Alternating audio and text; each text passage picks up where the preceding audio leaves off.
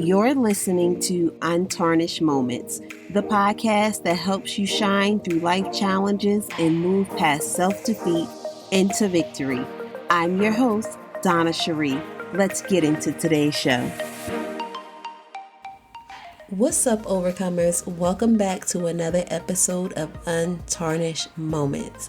I'm so excited to be talking to you all today and coming back for a solo episode.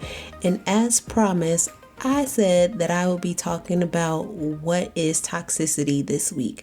So we're in episode 30 and I'm super excited. We're trucking right along and headed down a different path than we previously were, but not far off. But we're just digging in a little bit more into topics such as relationships, self-confidence, self-worth, and mental health and wellness. So again, you'll be hearing a lot more from me, more solo episodes, and I'll have guests from time to time. And just to remind you about who I am and what I do. So I'm Donna Cherie, and I help women of faith release toxicity, rebuild their confidence, and get clear on their purpose so they can move forward in life powerfully. And you might be thinking, what is releasing toxicity, or what is toxicity even all about? And we're going to dive into that a little bit more today. And just this week, I was talking to someone and he had asked me, how's your podcast going and what are you going to be talking about this week? And I shared, I'm going to be talking about what is toxicity. And he said, that's a really good topic. And it seems like there's just so much of that going on today. And it just made me think like, wow, I'm glad. Well, I'm not glad that it's going on today, but I'm glad that this topic, it's relevant to today's time. It's relevant to today's climate. And sometimes we're in toxic situations or displaying toxic behaviors that we can think that it's normal because we've been in it so long and it's just become like a pattern of our lives. So yeah, let's dig into today's episode. And I hope that by the time you leave, by the time that this episode ends, that you'll be able to identify what toxicity is, that you'll do some self-reflection to see if this is something that is coming up for you, and some tips on what you can do about it. So I had the pleasure of interviewing about 5 ladies, and I asked them, what is toxicity? What does it mean to you? And some of the things that they shared is that toxicity is negative behaviors, issues in relationships. It's something that causes someone to be filled with ongoing anxiety, uneasiness, uncomfortable, and not uncomfortable in a way of like they're uncomfortable because it's something new that they have to do. This is uncomfortable in a way that is unsafe. Like they feel like they're in an unsafe environment. Some of the other things that the lady shared were it's built up of unresolved issues that lead to emotional turmoil. So you're never like in a good place of good emotional health. It's always the signs of reacting irrationally, speaking harshly, and because there's so much built up inside that when you do happen to respond, it doesn't come out the way that you want it to, and it's just everything goes bad, everything goes south. And let me just say, I've been there and done that. Trust and believe. Toxicity can also just be people, places, and things. There's just some people who are toxic. That's a reality. And there's some places, if you go, you're going to get toxic. You're going to see toxicity in just environments, and that can be even in friendships. That can be in the work environment. Toxicity can show up in a variety of ways. And some other signs of just toxic behaviors or characteristics could be dishonesty. If you're in a relationship, there's this constant dishonesty, disrespect. Somebody's being disrespectful to you. in front of people, alone, and just toxic communication. Have you ever been around someone who just like their communication is so toxic? Like you just don't even want to talk to that person because they never have anything good to say. They're always like a Debbie Downer. And the things that they say is always filled with foul language and negativity. And it's just like, by the time you leave their presence, you just like, gosh, why did I do that to myself? And so that is another way to identify toxicity. Or if you're in a situation where you constantly feel like you're walking on eggshells in a relationship, that's toxic. Another thing too, a way in which you know that you're in a toxic situation is that you lack self-care. And that's basically like in letting yourself go. And I mean like completely letting yourself go for the sake of caring for a toxic person. Man, that's like an episode in itself to talk about that. But let me just say that I have been in this place of toxicity, and I stayed there far too long than what I should have. I'll give you an example of a relationship with a toxic person from my own personal experience. This was a time I was, look, back in my younger years, I'll say. But yeah, when at the age of 18, I got involved with a drug dealer. I didn't know that from the start. But as we continued in a relationship, I got involved with a drug dealer. How I know that this relationship was toxic, I didn't necessarily know it like when I was in the relationship, but because sometimes people don't often see that they're even in a toxic relationship until they actually leave, or until there's this breaking point of you're like, oh my gosh, what have I been doing for so long? But some of the ways in which I knew that I was in a toxic relationship with this person is for the fact that I was lacking self-care. Like I was neglecting myself as far as making sure I had, and I'm not talking about self-care from like a maintenance standpoint of like getting my hair done or getting my nails done. No, I'm not talking about that.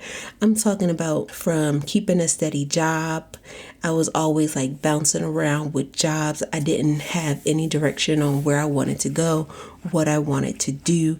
I leaned on this person for money, and I waited until that person would give me money before I would go out and look for work. Also, I was putting up with things that I shouldn't have in this relationship, or as I called it, a situationship, because I was allowing this person to treat me in a manner that didn't display that I was worthy or even like a lady. It was almost, I was looked at as like a thing or a fling. Pretty much allowed this person to use me for my time, for my body, and also even for my apartment. So like he had his own apartment, but he would come over and put things there that shouldn't have been there, that were illegal. That's toxic. It's toxic. That's because it broke a boundary that I didn't even set. I didn't even have any boundaries, and that it alone also can be toxic. So if you're not setting boundaries, and while I was in this relationship, I didn't have any boundaries. I wasn't able to communicate effectively. I definitely was not assertive. I allowed lots of things that I shouldn't have, and I always felt uncomfortable with this person. I felt like I could never be myself, that I had to like hide who I was. So all of those things really did make it like a toxic relationship. And for the fact that, hello, we were living this street life and I was here, there, everywhere. And I didn't know myself. I didn't know my identity. I was living a lie. I was tolerating a lot of things that I shouldn't have been. And many nights I was just thinking like, oh my gosh, is somebody going to break in and rob us? Am I going to die? And I shouldn't have had to live like that. And so that's toxic. This person was toxic to me because he didn't have my best interest at heart. I also allowed this toxic behavior in my life because I thought that if I allowed this toxic behavior, that eventually I could get this person to love me, to accept me, to want me, and that we'd be together forever and live this happy ever after life, and that was a false reality. And so one day I had a wake-up call about it. I just want to say thank God I didn't stay in this toxic relationship as long as I could have, if there wasn't some type of intervention, if there wasn't some type of circumstance that basically removed me from being involved with this person that was kind of like a catalyst for me to get out of this toxic relationship. So that's my example of being in a toxic relationship and how harmful it was to me. It was harmful to me. Well, from a physical sense, I would say yes, because my life could have been in danger. And from an emotional place, because I was not myself and I was not communicating effectively. I always held my emotions inside until there was like a blow up.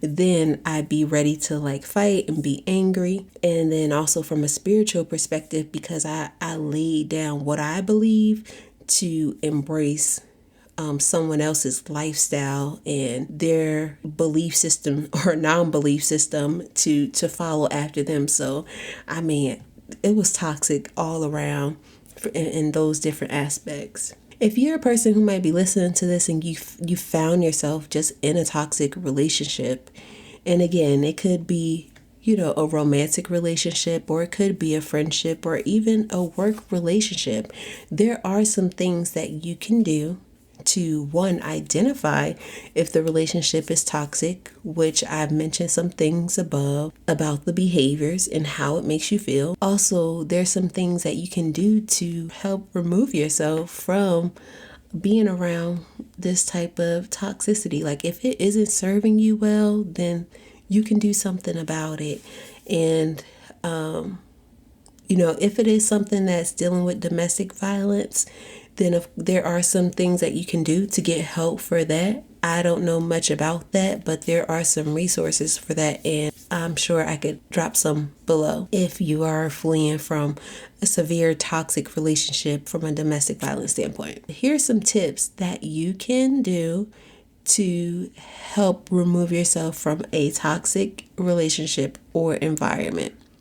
And this isn't in any particular order. First, you can think about whether the relationship is really worth the time and energy. Do you see the relationship progressing in a healthy manner? See if you can identify any significant positive recent changes that help the relationship become healthy. And if you can't, then maybe it's time to move on. Is it really worth it? That's something you have to think about. Next, you can develop a plan of action. What would you need to have in place to leave or distance yourself from an individual or environment? Do you need counseling? Because sometimes that's what it takes too. Do you need to practice being assertive, being able to communicate your emotions, and be all right with writing it down, like actually writing down a plan of action? Writing is so powerful, and I think we have gotten away from it a lot because we have computers and we can type and all that, but maybe write it down or sit in a quiet place to really reflect on your situation and develop your plan of action and what you can do to help remove yourself or distance yourself from an individual or environment. You can also take this is an important one, a huge one, and something that I had to learn for myself, and that was to take responsibility for the role I played in the relationship. So you have to take responsibility for the role that you have played in the relationship, but be compassionate to yourself for the choices that you made. Show yourself some compassion. Show yourself some grace. It's okay to recognize it, become aware of it, but then also be compassionate. And most importantly, don't hold yourself in contempt, guilt, or judgment that you stayed for as long as you have in the situation. The most important part is that when you do recognize it, that you do something about it, because I believe the worst situation you could be in when it comes to living in toxicity or being with a toxic person is that you recognize it, but you don't do anything about it. And sometimes that leads to really dark places and sometimes even death and all the places you don't want to go. Be sure that you take some action. And again, don't hold yourself in contempt, guilt, or judgment, but begin to do something about it. So that's our topic today for what is toxicity and some tips on what you can do to get started to help remove yourself from an individual or the situation. And if it's at work, you can still apply those same tips. Is this job really worth your time and energy? Or do you need to develop a plan of action to remove yourself from that work environment, or look for another position, or talk to HR, or talk to your supervisor?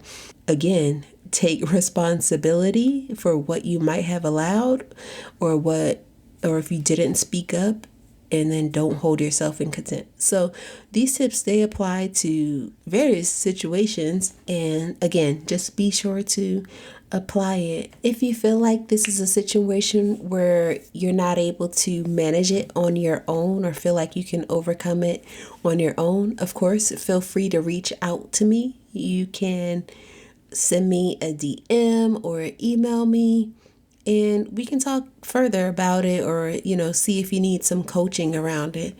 Of course, you can book a discovery call on my website at donnacherie.com. I'm here for you. And until next time, guys, ciao. Hey, Overcomers. Thanks for tuning in. For more information, head on over to donnacherie.com. If you want to find me online, I'm at I am Donna Cherie on Instagram and Donna Cherie on Facebook. Don't forget to join the Overcomers Confidence Club Facebook community.